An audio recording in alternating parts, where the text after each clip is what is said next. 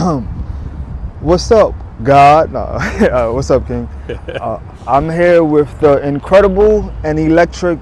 What's your name, boss? William, man.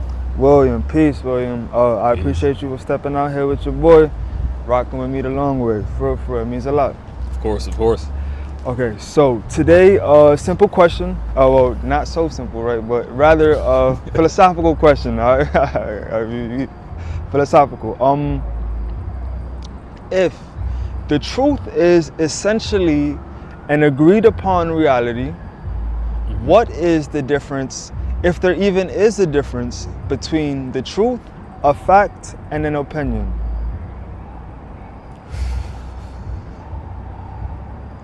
Difference between a truth, fact, and opinion.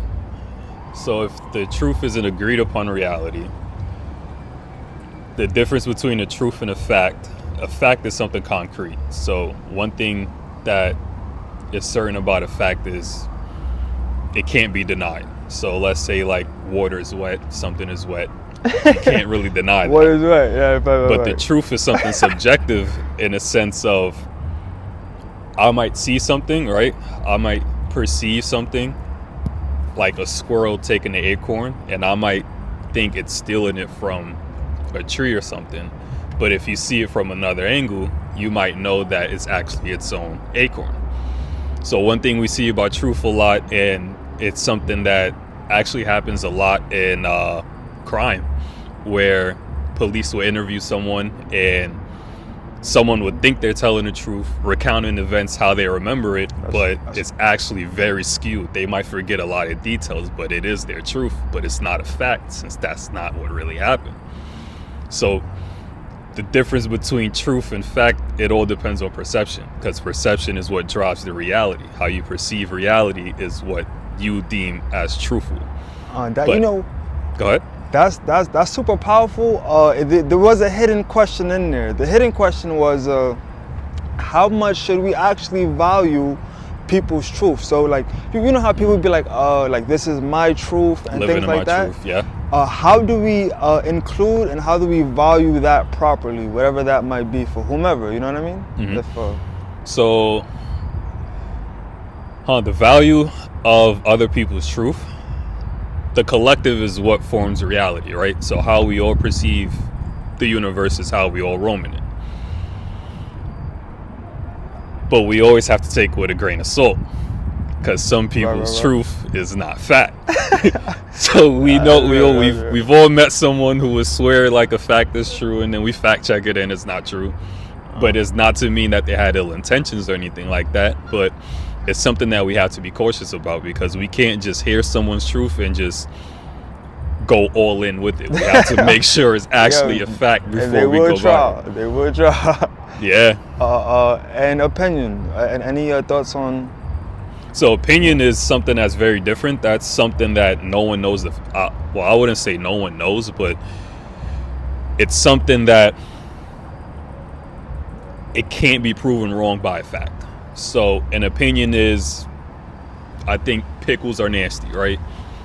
That's something very subjective. There's no real concrete meaning of what nasty is. It isn't something scientific or mathematical. It's just something that someone perceives, which goes back to the truth. Perception drives the reality. So I'd say an opinion is truth that cannot be proven wrong by fact, and a fact is something that can be proven true. It's kind of like a holy trinity. They all have like a relation together, you know? Full circle, baby. Yeah. Okay. And bonus question, you down? Yeah, sure. Let's do it. Bro, if you could have any superpower in all of existence, the universe, anime, anything, TV, Marvel, DC, what would it be and why? Oh, I'm sorry. I didn't even know. Is it okay to be wrong? My fault. Before we Is it okay to be wrong? Yeah. I guess. Yeah. I think being wrong is natural. We see that often in even nature itself, where a predator think it could take on a prey, and then it's very wrong. I believe that's something that's natural selection. So I do believe it's okay to be wrong, especially if it's okay to be right. I believe in balance. I believe that's powerful. Yeah, you know, I believe if there's white, there's black. If there's right, there's wrong. If there's good, there's evil. So without wrong, there's no right. If there's no truth, there's no false. So I do believe you can be wrong. It just matters of what you do when you're wrong. Okay. Are you gonna live your wrong as the truth? Like it matters how you move with being wrong. I'm not gonna lie. I asked that question a little bit wrong. I go, is it okay to be wrong, or should we just double down? I didn't include the double down part. I definitely forgot. But I see a lot of scientists, bro. It's not a this or that thing. We could say a lot of black scientists have been correct about a lot. A lot of other scientists have been maybe just not as correct. I often notice them double down. So that's what leads me to, is it okay to be wrong, or should we just double down on that? I do appreciate and thank you for your answer, bro. And absolutely right. You know what I'm saying? Yeah. So to answer that part, then, in terms of doubling down, I believe that comes from a place of uncomfort. Some people don't like being wrong. They like to be seen as like the intelligent, almighty in a sense. But one thing that I'll always reference, because I do believe in, I'm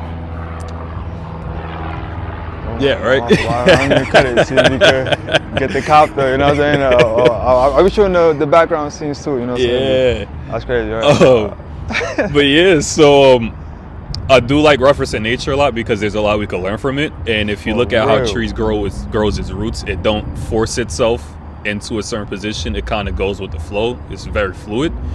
And that's what we have to replicate in being right and wrong. We have to understand a lot of times when we're saying our truth, it leaves room to be wrong. And if we are wrong, we have to amend our truth and find what's the fact or what made it wrong. Because if we live in the wrong, then we're just going to be a whole bunch of people living wrong. And then what progress would be made as a human society? Yo, bro, like, where are the flying cars by now? Right? That's just... Come on now. I'm sorry. That's how I be feeling, man. Thank you for that. Thank you for that. Yeah, no worries, man. And superpower question. If you could have any superpower, what would it be and why? And what would you do with it, right? Like, I never asked that one, but what would you do with it? Yeah, so when I think of superpowers, I'll think of impermanence. So like... what is that? Like, you ever watch like Naruto? Yeah, for sure. Oh, remember 𝚘𝚘𝚘𝚘 how like things could go through him. Oh, and like he could be solid when he wants to, and then he could like not be. I would want that, multi-dimensional. Yeah, because he could also like teleport to places and stuff like that. I would want his powers because it's like that's like the ultimate spectator. Like you could be in any place you want to be and not really be in danger. That's real. And that allows you to be as free as you want to be, as creative as you want to be, because you're kind of invulnerable. That's fact. Also, was really free, bro. Yeah. Like he was really free, bro.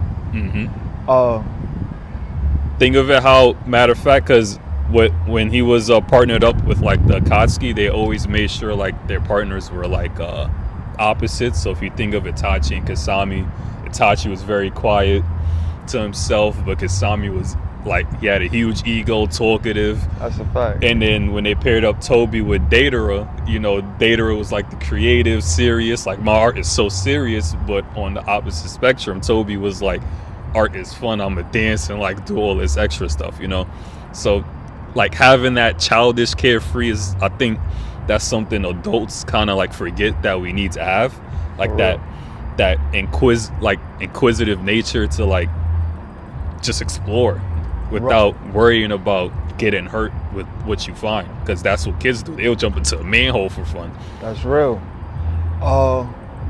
And that's so powerful.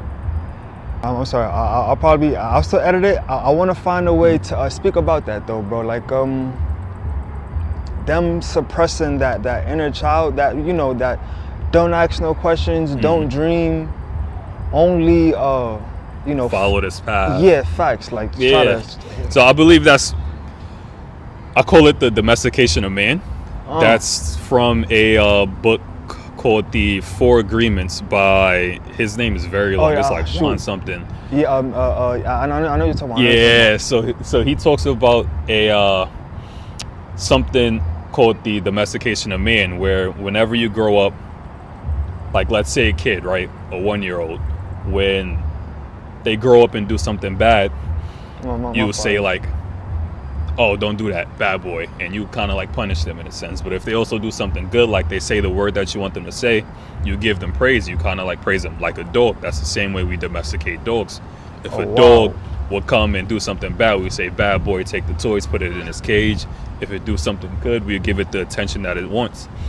So the theory that he proposes is that we domesticate our youth when they're growing up, where we give them a whole set of like small agreements, like, hey, don't do this, don't do this, do this, do this, do this. And that domestication becomes so strong that once we reach like 6 to 7 years old, we start to domesticate ourselves, where we'll go to a classroom and then we'll think, oh, it's not cool to wear this, so I'm not going to wear it. So we kind of punish ourselves. Or if vice versa, we see like our idol or a rapper doing this, we kind of like, you know what, he's getting praise, I want that praise, and we kind of replicate that.